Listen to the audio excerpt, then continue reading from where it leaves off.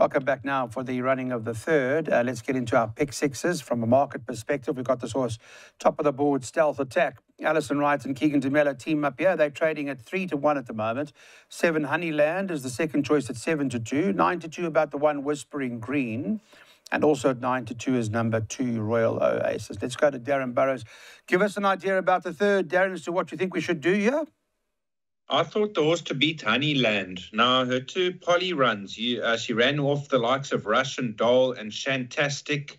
And then you could say she was a bit disappointing last time out, but that was over 1,000 meters. So I definitely think Honeyland's a horse to beat over horses like Stealth Attack and Whispering Green with only 51.5 kilos. Okay. Daryl? Yeah. Clyde, I think number 5 represents value of County Kildare. Go back to that run with Stealth Attack. She's 8.5 kilograms better for a 3-length beating. So on paper, that certainly gives a chance of reversing their form. I know it was Stealth Attack's only second start, but 8.5 kilograms is a lot of weight. So I'm hoping number 5 can feature over here. All right, perhaps Count Kildare. Fashion Mistress came out of there and won, so that's a bit of help. It does certainly support the form line. Let's get our pick sixes on now, and here's a look at Darren. You'll take us through your pick six. Yes, I went 1, 2, 3, and 7 in the first leg by Banker 3 McCartney, who has been scratched. So we're obviously going to get a horse like Double Silver at the current odds. Then Bankering Diani, I think he'll follow up again by 1, 2, 3, 4, 5, 8 by the field, by 2, 3, 6, and 8, 768 Rand.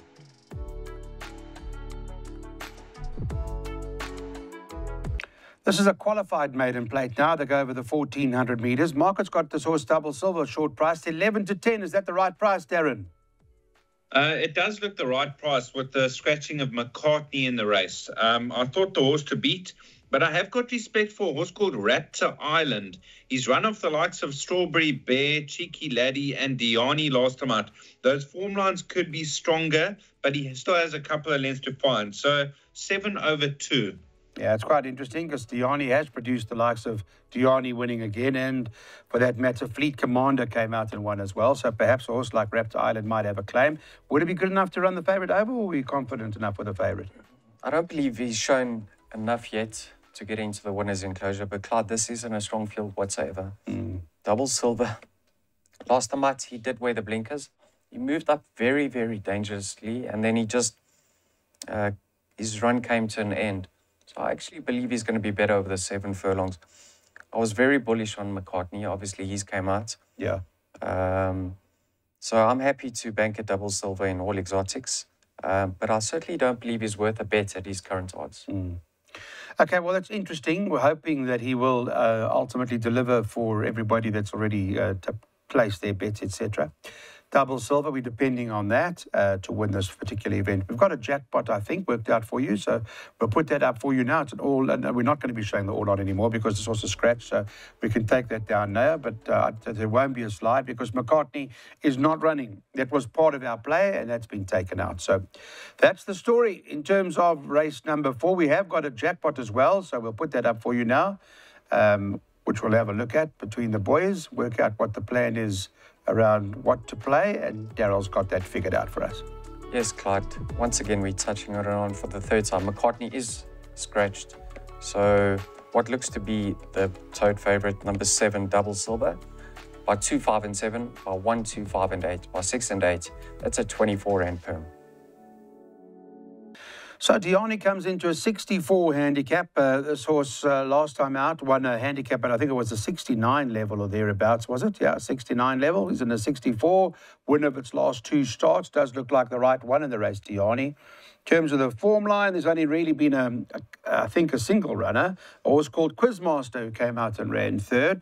Tell us about Diani, Darren. Clyde, I think he'll win. Last time out, first run out the maidens, he tracked the leaders and he pounced at the right time. He won a good race. He's now dropping in class and he's only got a 2-point penalty for that last win. So surely, being a 3-year-old Ideal World, there's more to come, and I think he'll win.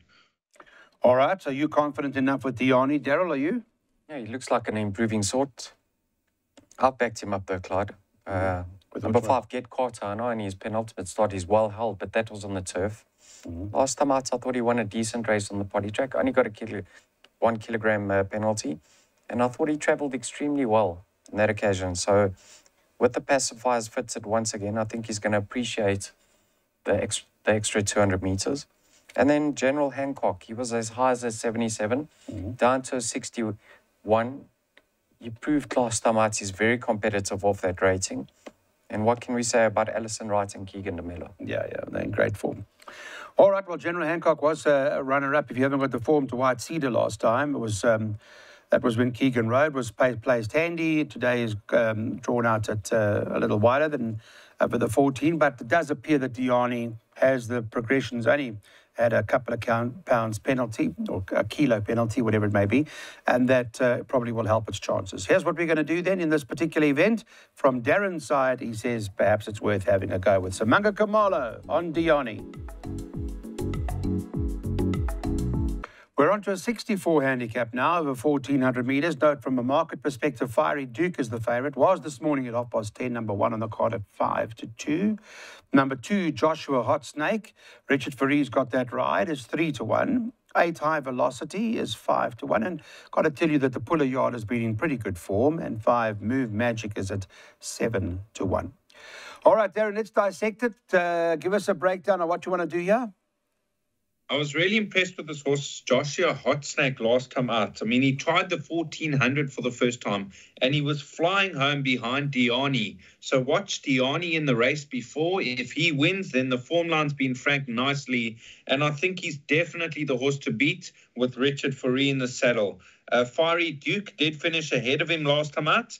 I'm not too sure he'll finish ahead of him this time around. Okay, bit of a jockey up, Josh. Yeah, I mean, Clyde, I don't believe Calvin did anything wrong last time out. I actually fancied him that occasion, but he did come with a late rattle. All he has to do is settle in running and he'll be competitive. High Velocity landed the gamble last time out. Only got a 1.5 kilogram penalty. Same course and distance. Obviously in a good space. I'll make him the one to beat. And then if you fancy his chances, you have to respect number 5, Movie Magic. I think he's a 1.5 kilos better off, and he finished right alongside him. So on paper, he's got a chance of reversing that form. But Joshua, your first choice? No, I'm going to tip them in order 8, 5, and 2. Okay, 8, 5, and 2 for Darren. Well, you heard Darren say that Diani, watch Diani, because then Joshua Hot Snake does have a chance. And some of you will remember MJ Udendal's 100-1 shot that won the other day, Get Carter. That came from Diani and won as well. So here's a look at what we're going to do. This is Darren suggesting Joshua Hot Snake, the right one. All right, we're on to race number 7 now. Need some help in this race. Metallic Gold 3-1 is the favourite, ahead of Just a Guy Thing, who's trading at 7-2. So number 6, 3-1. Number 8 is 7-2. And number 1, Purple Operator, is at 4-1. I'm not sure about this race, Darren. I don't like it at all. I don't like it at all either. I put the field in my exotics here, so I think we can hand over to Daryl. He does like something. Okay, let's get straight to there you go. There's the hospital pass. I like Metallic Gold. I thought he ran extremely well last time out, considering he over-travelled during the running of that race, Clyde. So coming back to the 6 furlongs, I think it's going to be ideal for him. And, you know, you can't really fault his form of recent. So I think he's going to run another honest race. Respect for number 8, Just a Guy Thing.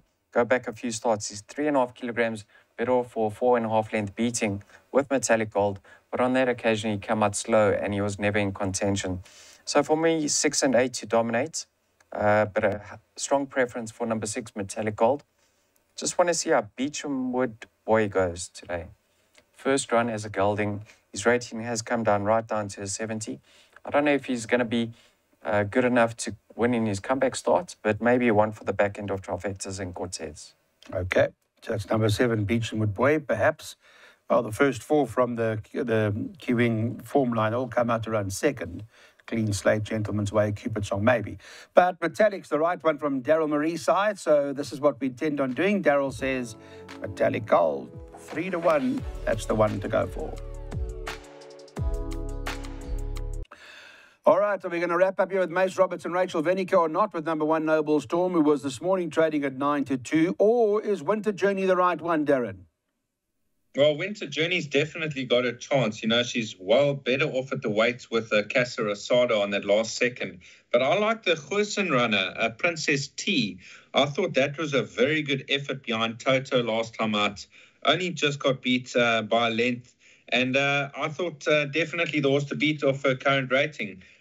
For second, Winter Journey, there are others with chances, but that's my short list. All right, short list, 8 ahead of 3 for Darren's side. Your side?